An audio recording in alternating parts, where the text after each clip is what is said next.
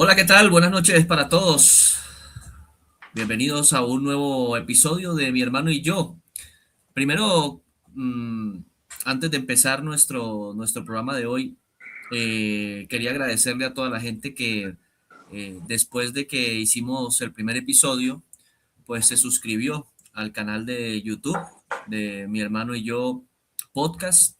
Y además, pues empezaron a dejar comentarios, te dejaron comentarios a ti, que cuando vas a contar anécdotas de esos Américas campeones, pero pues yo le agregaría que también de todos los equipos donde has pasado, porque todos han dejado alguna anécdota que sea interesante para nuestros suscriptores. Así que agradecerle a toda la gente por la confianza y bueno, que se sigan suscribiendo, dándole like también al canal de YouTube. También estamos en Instagram, en Mi hermano y yo oficial, y pues en las redes sociales personales. En el caso mío, pues tengo Facebook y también X en sea de la pava, arroba sea de la pava, así que ahí nos pueden conseguir y ahí podemos también entablar conversaciones. Hermano, ¿qué tal? Jaime, ¿cómo andas? Hola Carlitos, ¿cómo estás? Buenas noches. Aquí bien, bien, llegando de jornada del club nuestro, aquí en Jamundí, y bueno, acompañando a los niños, aunque bueno, hoy estuvimos desde las 5 observando el juego de Medellín Vasco da Gama. Sí, también hay mucha gente que pregunta por tu actualidad. Eh, Tú tienes tu corporación, tu club, donde estás ahí en procesos de formación. Entonces también le puedes comentar a la gente, a tus seguidores, a tus fans, que son bastantes, eh, qué haces y esa estructura que tienes personal en esta corporación, de qué se trata y cómo vas. Bueno, bien, no, bien, es un trabajo que se viene haciendo. Iniciamos en 2020, enero, el club y la corporación, pero como todos saben, vino pandemia. Y bueno, hace 3 años, se puede decir que hace 3 años ya hemos ido consolidando todo este proyecto acá a base en Jamundí, Valle del Cauca, acá con el profe Omar Castro, Alexandra, que es nuestra presidenta, eh, y toda la gente que nos ha acompañado, los profes. En este momento contamos con 4 entrenadores. Uno trabaja los arqueros específicamente. Ujú. Hemos ido logrando con el tiempo armar un grupo de niños que les gusta el tema del arco. Lógicamente es muy importante pedagógicamente y en el proceso metodológico de trabajo con los niños pequeños, pues que ellos roten posiciones, no antes de los 13, 14 años especializar a un chico en posición. Por eso es importante el buen proceso del formador que lleve a los niños y tratar de rotarlos, ¿no? Dentro de los espacios y todo lo que trabajamos en esa parte formativa. Tratamos de que todos los niños tengan una participación importante. Hoy tenemos también niñas donde están algunas Ujú. por la edad, están mezcladas con los niños mientras vamos conformando ya los grupos específicos de las niñas, específicos solo las niñas, pero hoy día podemos mezclar las niñas, ¿no? La recomendación pedagógica es tenerlas hasta los 13 años más o menos, pueden estar combinadas con los niños jugando a la par. Ya después hay unos cambios fisiológicos en fuerza, en velocidad, en estatura, bueno, donde ya lógicamente hay que empezar a armar los grupos aparte. Pero bueno, contento con este trabajo, tanto el club como con la corporación. Tenemos Ujú. corporación también y estamos en un proceso de algunos proyectos. Estamos seguramente en próximos días de una buena noticia, de un convenio con un club internacional, de poderlo concretar. Esperemos, Ujú. va todo muy bien afortunadamente y gracias a Dios.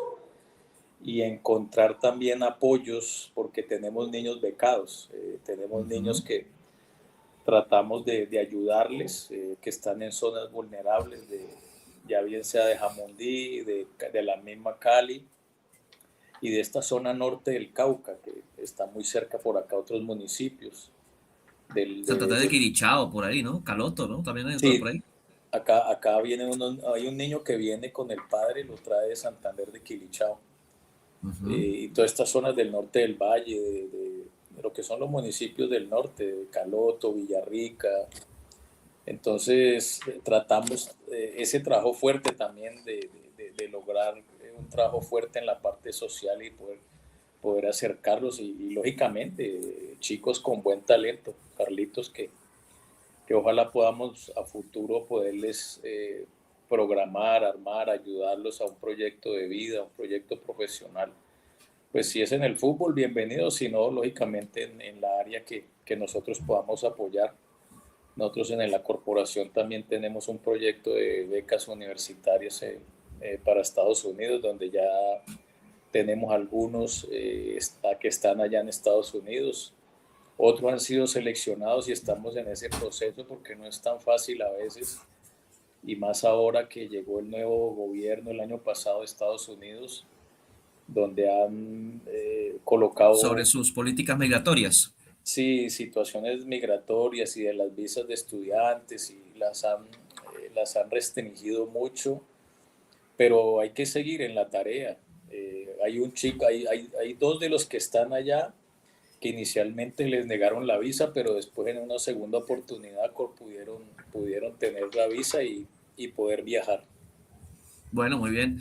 Eso es importante, estos procesos de formación, porque además, pues aparecen también dificultades a la hora de que los procesos se vayan desarrollando, estos procesos formativos, para que al final el fútbol colombiano se pueda nutrir de de, de todos esos procesos y esos desarrollos.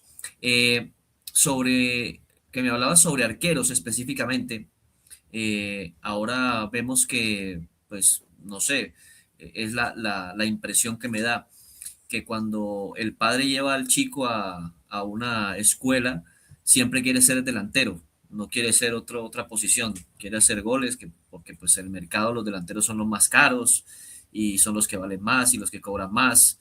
Y toda esa influencia también del padre o del acudiente en este caso, que lleva a un niño a una escuela de formación, pues hay posiciones que realmente no tienen tanto gusto, eh, o tanta demanda.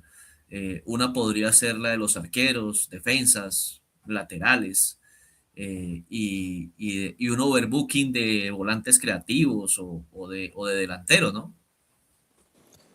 Sí, Carlitos, ¿no? Aquí, por ejemplo, se ha ido armando el grupo de arqueros. Los niños les gusta la posición. De Ujú. hecho, el profe de arqueros ya ha ido teniendo grupos hasta de 10, 12 niños para trabajar. De hecho, hay una niña, también dos niñas, Ujú. una que está alrededor de unos 12 años, la otra un poquito más grande, que ha querido participar dentro de los entrenamientos de arqueros. Pero como te dije ahora, la idea es que ellos también sientan y puedan vivenciar en ese proceso otras posiciones. Claro. Pero les gusta, les apasiona, les interesa mucho ser arqueros. Y bueno, la vivencia y el trabajo les va a ir dando esas pautas y los formadores y los entrenadores vamos observando ese potencial que puedan tener y mañana poderles sugerir de pronto ya una posición ya donde puedan ser más influyentes, donde se puedan desempeñar mejor. Porque en mi carrera me ha pasado que hasta ya jugadores grandes, juveniles, ya en el equipos profesionales, les hemos cambiado posición y eso les ha servido para potenciar y ser más influyentes en el juego de ellos, ¿no? Claro, dentro de tu experiencia, pues conozco la de Rubén Bustos, que a veces va a nuestro programa de DITU en Caracol Televisión, ahí jugada maestra, y pues él llegó como un volante creativo, y tú fuiste el que lo colocaste de lateral derecho, y pues ya sabemos lo que fue Rubén Bustos, Selección Colombia, fue al exterior como lateral derecho, como volante no le iba a rendir, en ese momento, por lo menos. Y el otro es Julián Millán, ¿no? Que Julián Millán era un volante, después jugó como central, como lateral, y al final se quedó en la posición de central, jugó en Santa Fe, fue figurón aquí en Santa Fe, y después fue al exterior, a Nacional de Montevideo, y ahora está en Fluminense, como uno de los mejores centrales de América en el momento en el que estaba en su máximo nivel en Nacional de Montevideo. Todavía en Fluminense le ha costado un poco consolidarse allí en la posición, pero las condiciones de un volante zurdo, de un central zurdo, pues fueron muy importantes en ese momento. Sí, sí, ha habido casos, el caso de Julián, el de Rubén. Normalmente los laterales, hay varios casos en la historia de fútbol colombiano. El caso de Wilson Pérez, también Wilson era número 10 Ujú. en el Junior. De hecho, yo lo enfrentaba cuando vivíamos en Barranquilla. Nosotros enfrentábamos a esa reserva de Junior y Wilson era 10. Después pasó a lateral y bueno, o sea, todos vemos la gran carrera que tuvo Wilson de lateral. El caso de Kylian Agregándole Vives, además que jugaba en los dos perfiles, sí, jugaba por como los dos lateral lados. izquierdo o derecho. El caso de Kylian Vives, porque Kylian también en su Ujú, momento lo pensé también. lateral. Después cuando vino el profe Pecoso para el 2003, ya lo consolida y él de esa posición es que se va a River, a Argentina, y Ujú. logra terminar muchos de su carrera, sus últimos años como lateral izquierdo, porque le observábamos esa cualidad técnica de buena salida. Lógicamente que habían otros fundamentos de la posición importantes, sobre todo en marca, donde había que mejorarlo y trabajarlo, ¿no? Pues no conocer bien la posición en algún momento, pues había que ajustarle y prepararlo con conceptos de marca, de perfilación, de manejo del uno contra uno, porque no estaban acostumbrados. Entonces, pero en ataque y en salida, en lanzar un buen centro, en filtrar un buen pase, eh, tienen toda esa condición. Lo mismo pasó con Rubén Darío, con muy buena pegada. También él le ayudó mucho a perfeccionar eso, estando al lado de Gerson González, le ayudó mucho a mejorar esa condición de la pegada del tiro libre. Y eso pasa en muchos de los jugadores, uno trata de observar y muchas veces uno, hoy día con la tecnología, por ejemplo el caso de Julián pasó con eso, que la tecnología nos indicaba que de volante tenía una pérdida de dinámica sobre el minuto 60 de los partidos y era una Ujú. tendencia que al final pensamos que al principio era algo que podía ser un factor físico, pero después fue creando una tendencia muy parecida. Entonces, al analizar eso, hoy los centrocampistas en el mundo requieren de una exigencia frente a esa dinámica y esa intensidad de juego en los cambios de ritmo, de ir y volver, es muy marcada, es muy exigente. Y entonces observábamos eso y después con la talla que tiene, con un 88, un 87 de talla, zurdo, con muy buena técnica, y también en una posición donde no requería mucho la movilidad y el desplazamiento, era cuestión de acomodarlo y de que se adaptara. Al principio no creía, fue difícil poderlo convencer, pero al final No, afortunadamente fue. Y bueno, imagínese. sus últimos años, estar hoy día en el Fluminense de Brasil, de pronto no tiene muy buena actuación, minutos jugados, seguramente se la tendrá que ganar como se la ganó en Nacional de Montevideo y seguramente que va a ser un gran aporte para el equipo. Sí, cosas que da el fútbol y esa decisión que en este caso el director técnico toma y que el jugador tiene que aceptar y que a la larga, en este momento, pues tiene que estar muy agradecido porque como volante seguramente no hubiera llegado a donde llegó como ahora es como central. Bueno, profesor, ya nos tenemos que retirar del Mundial y cerrar ese capítulo y nos metemos ya a lo que nos toca, nuestro fútbol y nos encontramos con el debut en este segundo semestre de un equipo colombiano en torneo internacional y es el Deportivo Independiente Medellín que empató 2-2 frente a Vasco da Gama. El Deportivo Independiente Medellín llegaba estrenando técnico, Amaranto Perea, que llegó del Mundial y se sentó a dirigir al Medellín. El tiempo de trabajo de Amaranto Perea como tal, pues es bastante corto, ¿no? Desde que terminó el Mundial para Colombia hasta este primer juego, pues es corto. Su cuerpo técnico estaba trabajando, pero no sé qué tan determinante es ese tiempo de trabajo para Amaranto Perea para plasmar una idea y si de lo que observaste del juego, pues pudiste ver que sí se siguió un patrón de juego de lo que quería Amaranto en este juego frente a Vasco. Bueno, es muy poco tiempo, ¿no? Yo creo que Amaranto se acabó de bajar del avión de Estados Unidos. No tendrá 10 entrenamientos con el equipo. Eh, a ver, yo creo que Medellín, dentro de lo que observamos hoy, tiene una base. Yo creo que Alejandro Restrepo, la idea de Alejandro con la de Amaranto, en su filosofía y en su idea, son muy parecidas. Entonces, yo creo que en ese sentido va a haber algo muy similar en la idea. Ujú. Eh, yo, que observé, yo creo que lógicamente se nota algunas inconsistencias en algunos movimientos de presión, donde hay que sincronizarlos bien. Por ahí, cuando los dos delanteros empezaron a presionar, existió mucho espacio con los volantes, sobre todo con la línea donde está Didier Moreno. Ujú. Y por ahí de pronto esos son aspectos que es de sincronización, de trabajo y empezando que hay jugadores nuevos ahí en la alineación del Medellín, el caso de Juan José Córdoba que llegó de Croacia.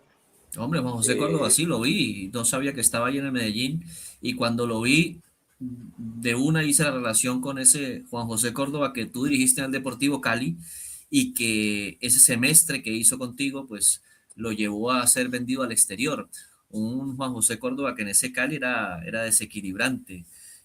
Aquí mostró algunas cosas, pero todavía está lejos de esa versión que vimos en el Cali. sí, Juan José es un gran jugador, pero lo que yo siempre le he dicho a los jugadores que se han ido a Europa, que no vuelvan. Mi única recomendación y sugerencia que les hago es que no regresen. Así les Ujú. toca ir a una segunda división, los presten. Así pasó con Abel Aguilar cuando se fue, con Cristian Zapata. Abel cuando se fue en el 2005, el Udinese lo prestó al Granada de España, en el momento era segunda división. Y también se los dije, les dije, no regresen, no regresen, no regresen a Colombia. Pero bueno, ya está acá, lo jugó hoy. Eh, Tiene jugadores nuevos como Agustín Martegani, un, Sí, un, un que volante que es, lo es vi. como un delantero, tiene unos Sí, recorridos, yo creo a veces hacía que, el a ver, 4-4-2, era el segunda punta, me después iba como gustó, a ser volante. me gustó un poquito un pasado de revoluciones, me parece. A veces le falta hacer como esa pausa que es importante en el fútbol, pero gana, sí, la verdad, buen jugador, creo que fue de los destacados del partido, con Andrés Gómez, colombiano Ah, que de Vasco, jugó sí. con Vasco por la banda, que estuvo ahora en la nómina de selección. Yo creo que observándolo hoy en el juego, me pareció que pudo aportarnos algo en algunos Como que le estaba partidos. jugando a Amaranto, ¿no? Como que le estaba jugando a Amaranto diciéndole, ¿no me Yo, viste? Y te yo estoy creo que haciendo un lío. Porque la yo creo verdad, que el, también el, el pensé, primer tiempo, sobre todo, hay una jugada que le hace a Martegani que lo sienta. Yo pensé que lo iba a retirar del fútbol. un abuso lo que le No, hizo sí, Gómez lo dejó a en el Ortega. piso por dos fintas de derecha e izquierda y se lo llevó. El Ujú, primer tiempo de Gómez fue impresionante, fue el mejor jugador de Vasco y del partido en ese momento. ujú. Pero yo creo que hay que sincronizar dentro de lo que veníamos hablando, yo creo que hay que sincronizar esos movimientos de presión. Creo que los laterales por momentos les faltó apoyo de los extremos de que llegaran a ayudarle Bueno, no porque estaba Fabra Vasco, por lesión. La verdad es que Vasco, Fabra hubiera sido fundamental allí. sí, Vasco aprovechó muy bien los costados de Medellín, de hecho el 1-1 del autogol de Varela, mira la Ujú, jugada, hacen superioridad numérica al lateral y fue una constante en el primer tiempo. Los laterales de Medellín sufrieron mucho, sobre todo el de la izquierda, por allá lanzaron mucho centro, creo que el primer tiempo pues Medellín se va ganando sobre la última jugada del partido del primer tiempo, pero Vasco tuvo 3, 4 claras donde Chau se figura sí. y Vasco jugó muy buen primer tiempo. Y creo que ahí es donde eh, falta seguramente mejorar y donde Amaranto va a entrar Ujú, a pulir eso, porque cuando tú haces presión alta, si hay dos o tres que no van, como dicen a veces, no viajan con el mismo equipo en el mismo movimiento, ujú. y jugar contra equipos como Vasco da Gama, pues te aprovecha esos espacios y hoy por momentos entre Didier y los volantes, porque este volante Agustín Martegani, como Ujú, tú dices, jugaba como segundo punta, pero se ujú. incrustaba como un interior por izquierda o derecha con los otros dos volantes que era Didier Claro, en el primer gol arrancó como extremo. En el primer gol del Medellín arrancó como extremo claro, y izquierdo. claro, pero sí se le ve variantes en los movimientos tácticos al Medellín. Y bueno, este chico Medina cuando entra, que es una de las otro Ujú, de los refuerzos, en la primera jugada generó la jugada del segundo gol. Es un jugador que seguramente le va a aportar mucho al Medellín en la cuota de gol y de asistencias, de conector de juego. Reemplaza, yo pienso que es un buen reemplazante del que se fue a Junior, de del Feliceski. polaco. Del polaco. Y bueno, yo creo que Medellín, bueno, queda la serie abierta. Yo pienso que Medellín tiene con qué ir a seguir manteniendo ese resultado a Río de Janeiro y por qué no lograr el paso, ¿no? Sobre Gómez y lo que veíamos en el primer tiempo, jugó la mayor parte del tiempo por la izquierda, pero también en un momento del partido, del primer tiempo, se cambió a la derecha, metió un centro que fue una asistencia al segundo palo que su compañero no pudo definir. Pero viendo a ese jugador, a uno sí le queda la duda de por qué no jugó más en el Mundial, por qué no se le dio más opción de entrar, porque es un jugador que le brinda al equipo donde juegue muchos registros de desequilibrio, de velocidad, de gambeta, registros que no se encuentran en muchos jugadores. Sí, Carlitos, sí, indudable, viéndolo hoy, es más, yo cuando empecé a ver el partido, yo tenía la duda si era el que estaba, que fue a la selección. Entonces, porque yo digo, ese jugador, Llevaron el que no jue- peleaba la titular y pusieron a sí, no, este, lo dejaron en Brasil. y creo que viendo esas variantes y ese jugador tan desequilibrante por la banda, con Ujú. esa facilidad, con esa gambeta, con esa explosividad, nos pudo haber ayudado. Pues es el lado de Luis Díaz, pero Luis Díaz, yo pienso que Luis lo pudimos haber soltado un poquito más, haberlo liberado un Ajá. poco porque también esa forma deportiva de Luis no estaba al 100% y haberlo liberado un poquito y haber utilizado de pronto este chico Gómez, que hoy la Ujú. verdad para mí fue el mejor jugador del partido. Ponerlo de nueve, Figura. por ejemplo, a Lucho Díaz de nueve, Sí, como Gómez aquí a la hoy izquierda. lo que hoy llaman el 9 falso, porque te lo puedes Ujú. meter ahí de 9 y que salga, entre, conecte y que exploten esos espacios, los extremos. Y yo creo que Luis nos pudo haber ayudado. De hecho, Colombia, en la época de la Copa América y previo a la Copa América y partidos preparatorios y de eliminatoria, Luis Díaz tuvo acciones donde descendía, se venía al medio, interiorizaba, apoyaba, porque Colombia por momentos tiene un juego muy importante en atraer y atacar los espacios al lado contrario. Ujú. Y en eso Colombia es muy rápida y por momentos en el Mundial lo desarrolló, pero creo que viendo este chico Gómez hoy me parece que pudo haber sido un muy buen solución, porque haber mirado a Luis Díaz un poquito más suelto, liberarlo un poquito de pronto de eso que se posicionó muy en esa zona izquierda y no tenía desahogo de pronto con un interior o con un movimiento de otro volante o de lateral, y siempre lo duplicaron o lo triplicaron en marca.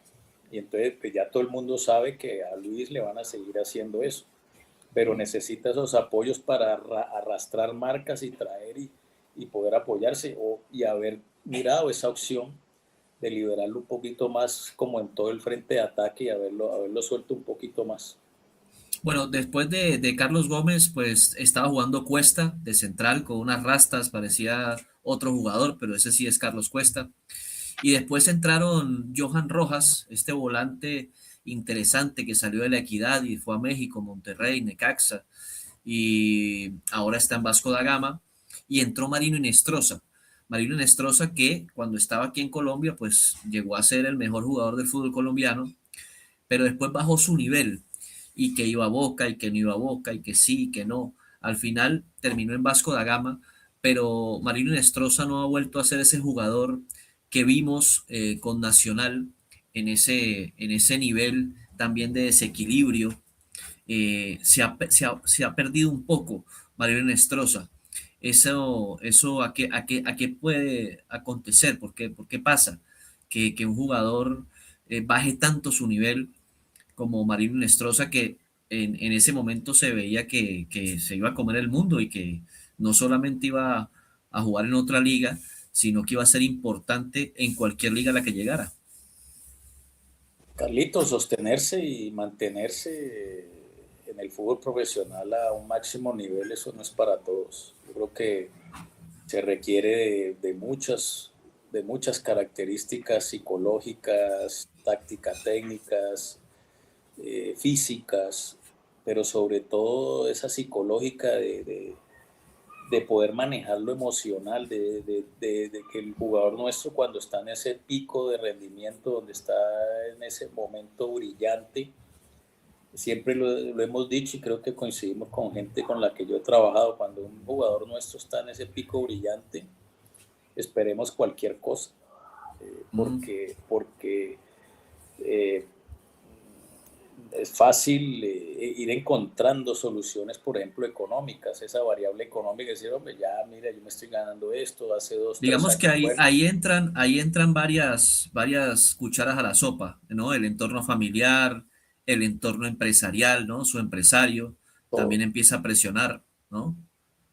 todo, es el aspecto psicosocial, el aspecto psicocultural, todo, muchas cosas, y a veces estos chicos están mal rodeados, mal asesorados, hay gente que está muy bien asesorada y toma decisiones muy bien hechas, porque hoy te puedo decir, en los últimos años he dirigido jugadores jóvenes y si no tienen muchos minutos, ya el empresario está llamando a los directivos que se lo llevan. Y no han tenido no llevan ni 5 meses en el equipo, ya quieren llevárselo y se las pasan de club en club, de club en club, de club en club, y no hay una consolidación. Yo creo que siempre desde que yo trabajo en el fútbol, los jugadores se consolidaron estando en un club y apostando por ello, jugando poquito, después se fue consolidando poco a poco y todos empezaron de esa manera. ¿Y tú le das más valor como técnico a que el jugador te diga, profesor, mire, ¿por qué no juego? ¿Por qué tengo tan pocos minutos? Y no que sea el empresario que empiece a presionar. Los jugadores, yo he tenido jugadores que se acercan y dialogan con uno. Ujú. Y la pregunta es qué deben mejorar, dónde ve uno que tienen para mejorar. Entonces hoy día hay un staff de trabajo, hay un cuerpo técnico, hay un equipo interdisciplinario donde estamos evaluando el jugador día a día. Entonces 7, 8, 9 personas no nos podemos equivocar a la vez. Entonces llegamos a una conclusión de que hay un potencial, de que hay cosas virtuosas, hay cosas positivas, pero también hay cosas para mejorar. En todos los jugadores de fútbol hay cosas para mejorar. Y en la medida que el jugador sea consciente de eso, del día a día mejorar, del día a día eh, llegar y trabajar en esas debilidades, pues seguramente uno va a encontrar una buena respuesta. Los he tenido, pero hoy hay un afán terrible, hoy uno ve jugadores en 2 años en 3 equipos. Entonces, cuando tú parpadeas tienes 25, 26 años, 27 años y te la pasaste fue dando vueltas. Entonces no hay una consolidación y esa paciencia se ha perdido.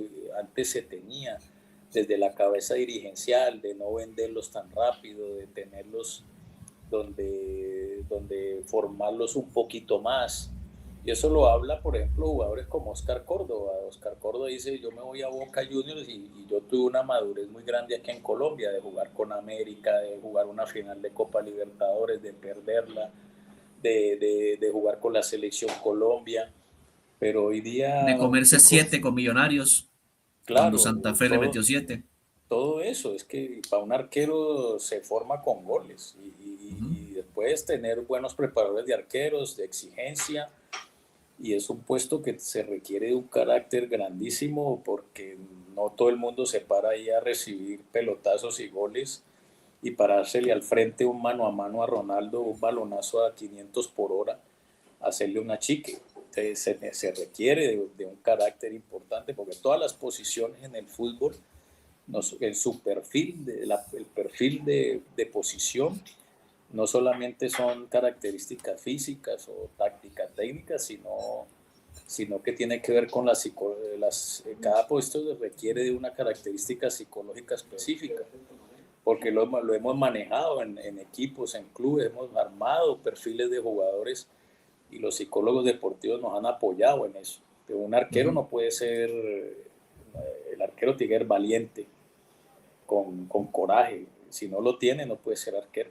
Hombre, Entonces, qué bueno que tocamos este tema porque para ir terminando nuestro episodio de hoy, quería llevarte a que me dieras la opinión de dos nombres. La primera, o el primero, John Durán, ya que estábamos hablando de todas estas dificultades de los jugadores cuando tienen un futuro brillante, pero que ese futuro brillante se acelera o se presiona, entonces terminan dando vueltas. Y John Durán es un jugador de esos, precisamente, con un futuro brillante, unas condiciones futbolísticas notables, pero que se le ha pasado dando vueltas y teniendo conflictos en todos lados. Ha sido noticia últimamente porque su nuevo club es el Benfica de Portugal. Un nuevo club, una nueva oportunidad y no va a cualquiera, va al mejor equipo de Portugal, que siempre está peleando la Champions, que siempre está compitiendo por el título de la Liga de Portugal. Eh, John Durán, ¿cuál es la opinión que tiene sobre este jugador? pues que tiene 5 estrellas, porque uno en la vida tiene 2 oportunidades muchas veces máximo, y si no las aprovechas, hasta luego. Yo creo que en el fútbol profesional tiene uno eso, pues, tanto los entrenadores como los jugadores de fútbol, porque si no después hay que remar contra la corriente muchísimo. Este chico tiene 5 estrellas, ya es como el quinto o sexto club donde anda, Fue Ujú. un tipo que llegó a jugar al lado de Ronaldo. Yo estaría ya pegado a Ronaldo hasta que me pula, me ayude, me perfeccione, de hecho estaría ya después me vuelvo a Terminó Europa. sacándolo. Cristiano fue el que lo sacó Por eso, del entonces Al-Nassr. esperemos porque sería otro de los grandes desperdicios que yo he vivido y que he tenido jugadores más los que se han perdido que los que han llegado. Pues que los que llegan hay que hacerle un homenaje, hay que hacerle a veces cuando pierden y los criticamos y los volvemos ropa de trabajo, pero en el fondo su camino para llegar allá han tenido que ponerle verdaderamente carácter para llegar. Ujú. Y en esto hay que tener carácter, disciplina, formarme, escuchar a las personas que me rodean con experiencia y ojalá porque yo te digo, nosotros nos faltó un delantero como Durán en el Mundial. Hoy día por algo lo piden. Puede estar entre los 5 o 10 mejores delanteros de esa edad en el mundo. Entonces, ojalá lo recuperemos y que él sea consciente. Él es el primero que tiene que tener conciencia de enrutarse, porque todo el mundo me imagino alrededor de él tratando de ayudarle, de hablarle, de orientarlo, pero él es el que sale adelante y ojalá lo podamos recuperar porque haríamos un gran delantero, un gran goleador, un tipo con una polenta, un biotipo y una potencia impresionante, con una gran capacidad de gol, que eso es lo que a nosotros nos está costando cuando no lo hemos tenido. No fuimos a un mundial de Qatar por 7 partidos Ujú. sin marcar gol. En este mundial marcamos 5 goles nomás. Eh, entonces tenemos que tener cuota de Y gol ninguno el centro delantero. y ninguno es centro delantero. Entonces ojalá por el bien de Colombia y que el chico se enrute, ojalá se enrute y recuperemos a un gran delantero.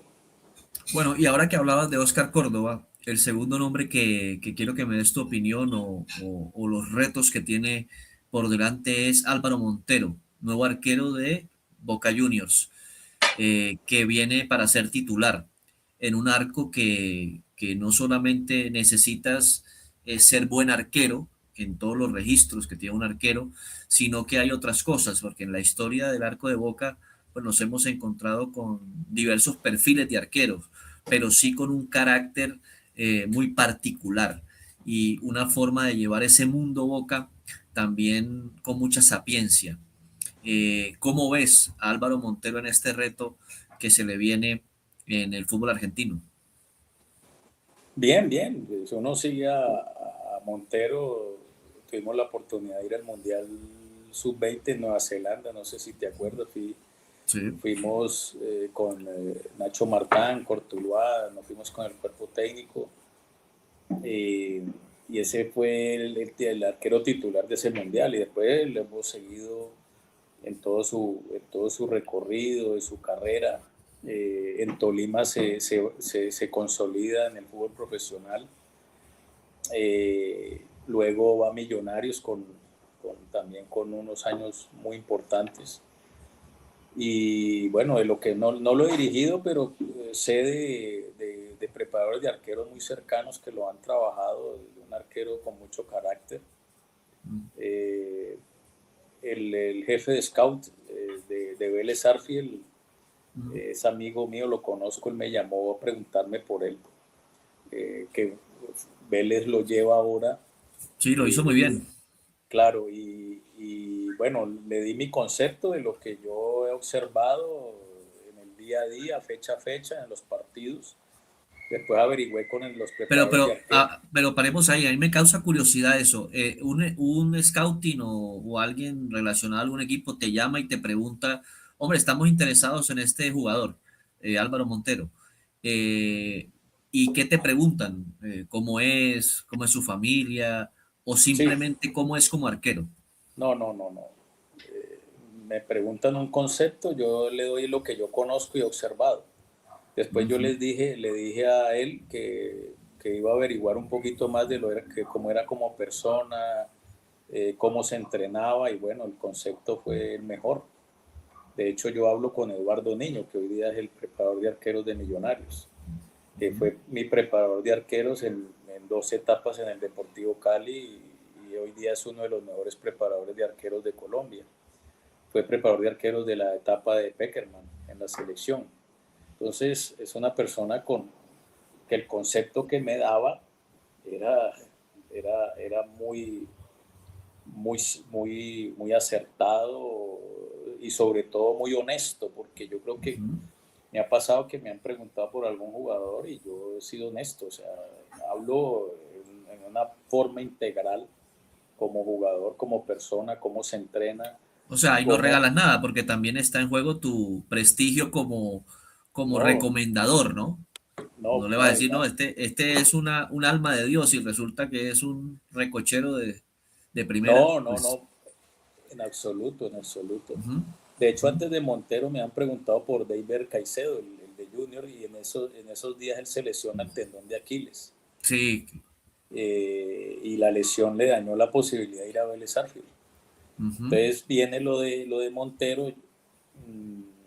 De hecho, yo el año pasado que fui a Buenos Aires a un evento de Transfer Room, me vi con él, con el jefe de scout de Vélez Sarsfield, lo conocí personalmente, pues ya él había trabajado en River, él trabajaba en River y bueno, ¿no? De una u otra manera a uno lo llaman a preguntarle, claro, hace unos 3, 4 días me llamó el director deportivo del Goianense de Brasil a preguntarme por un jugador colombiano.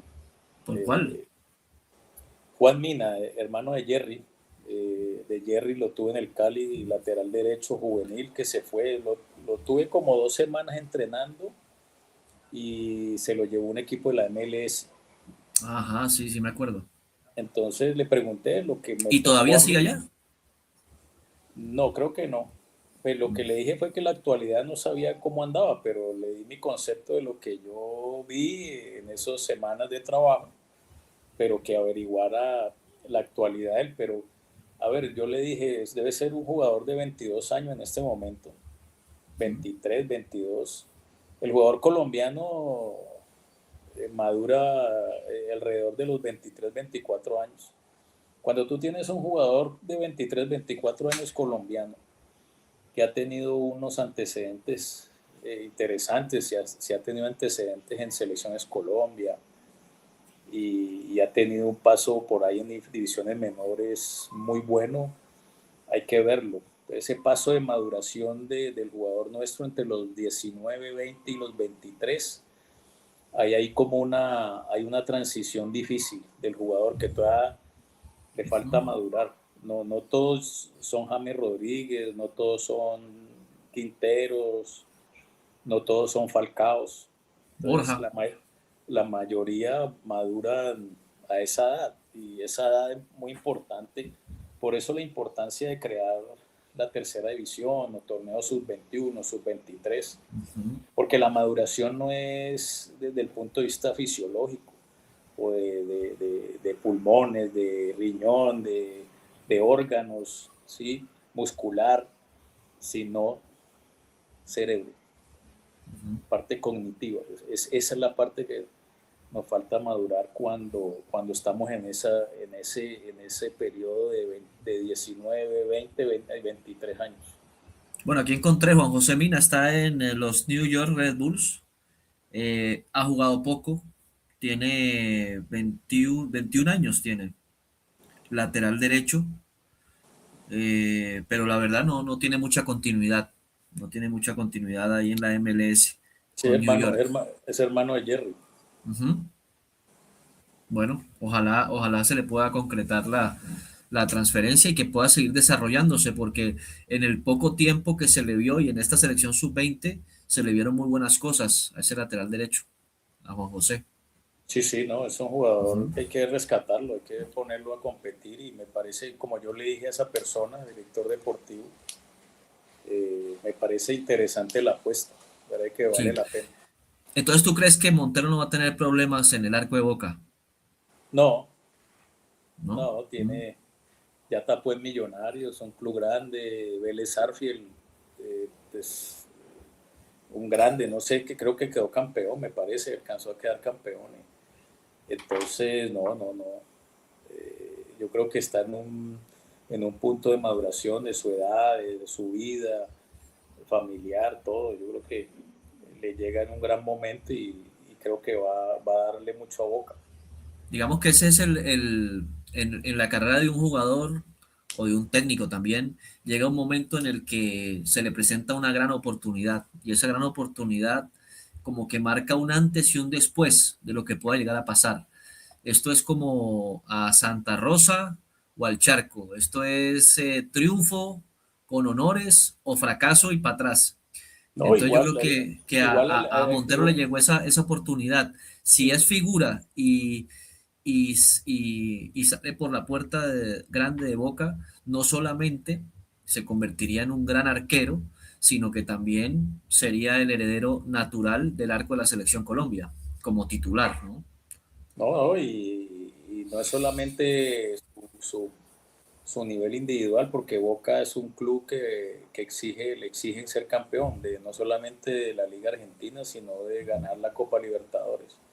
Entonces, ojalá le vaya bien, no es solo en lo individual, sino que el equipo logre una performance que lo lleve a ganar, como lo hizo Oscar Córdoba, Fabián Vargas, Chicho Serna, Jorge Bermúdez, Amaranto Perea. Entonces, que tengan esa posibilidad de el mismo Fabra que hablábamos ahora, Sí, que correcto. ganó Liga, ganaron Libertadores, ganaron Intercontinental. Entonces, ojalá también porque para que haga un trabajo individual valioso, pero en Boca hay que ganar es en lo colectivo. Ujú. Sí, yo también hablo de esa referencia que tienen de los jugadores colombianos y más de Oscar Córdoba, ¿no? Entonces seguramente los hinchas de Boca que lo han visto tapar en Vélez y que saben que ha sido convocado a la selección, de pronto están esperando un arquero como Oscar Córdoba. Y entonces ahí es donde las expectativas, esa gestión de expectativas pues se empiezan a desbalancear, porque evidentemente Álvaro Montero es un gran arquero, pero no es Oscar Córdoba. Y lo que ganó Oscar Córdoba y todo ese palmarés que tuvo Oscar en Boca, pues él lo tiene que construir, Álvaro. Pero esa presión se la van a meter desde el comienzo. Sí, claro, desde que se baje el avión. Ujú, El tema es, bueno, hay una característica diferente de los dos, indudablemente. ujú, Oscar, por ejemplo, cuando Oscar estaba aquí en formación y estaba en la Sarmiento Lora, después al Deportivo Cali, Oscar jugaba baloncesto, jugaba voleibol y cuando jugaba fútbol jugaba era de 9.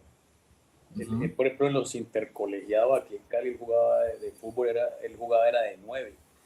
Por eso Oscar tenía una facilidad tremenda con ambas piernas, derecha, izquierda, te sacaba de volea con izquierda, te sacaba de volea con derecha. Era un tipo que descolgaba un centro con una facilidad tremenda y de pronto en esa técnica con los pies, Montero no es tan dúctil como Oscar, pero yo sí creo que tiene para soportar lo que va a vivir ahí, esa exigencia y esa presión de un equipo como Boca. Bueno, profesor, entonces creo que hemos tenido una charla muy amena y muy interesante aquí de formación, de cómo ligamos con jugadores que han tenido de pronto esos vacíos a la hora de también seguir su carrera como Durán, Montero, Medellín. La verdad es que hemos tenido una charla muy, muy amena. Esto se va muy rápido, la verdad. Ya vamos a completar la hora. Pero bueno, este es la idea de mi hermano y yo, podcast, que podamos conversar y que esa conversación sea entretenida y agradable para los que nos escuchan. Recuerden que deben suscribirse al canal de mi hermano y yo, podcast, darle like y mandarle los mensajes que quieran al famoso, al reconocido, al exitoso, que en este caso es el señor El de las famoso. gafas. ¿Sí? Pero si usted tiene un club de fans También tremendo. estás famoso, hombre, estás No, no, no, famoso. no, yo todavía no, todavía me falta mucho. Todavía estoy aquí peleando con el profesor Gallego y el profesor Pelufo. al que le mandamos también un saludo y que se recupere de, del proceso médico que está pasando. Las cosas van muy bien, así que bueno, un abrazo para el profesor Pelufo. Bueno, hermano, ¿alguna cosa para decir, para despedirnos? Nada, nada. Bueno, muy Todo bien. muy bien, Carlitos, gracias. Gracias por este espacio y bueno, aquí vamos a seguir al pie del cañón. Sí, muy bien. Ya mañana también jugará Santa Fe frente a Caracas en esta Copa Sudamericana, en este repechaje, y comenzará el fútbol colombiano. Así que nosotros también estaremos hablando próximamente de la Liga Colombiana y de lo que pase con el futuro de Medellín y de, y de Santa Fe, porque más adelante vendrá el Deportes Tolima jugar Copa Libertadores frente a Independiente del Valle, una serie bastante complicada. Así que hermano, a descansar. Muchas gracias. Un abrazo. Chao, abrazo. Chao, muy bien. Chao, A bye. ustedes, recordarles suscribirse en Mi Hermano y Yo podcast en YouTube y que sigan disfrutando de nuestro contenido. Un abrazo, una feliz noche para todos.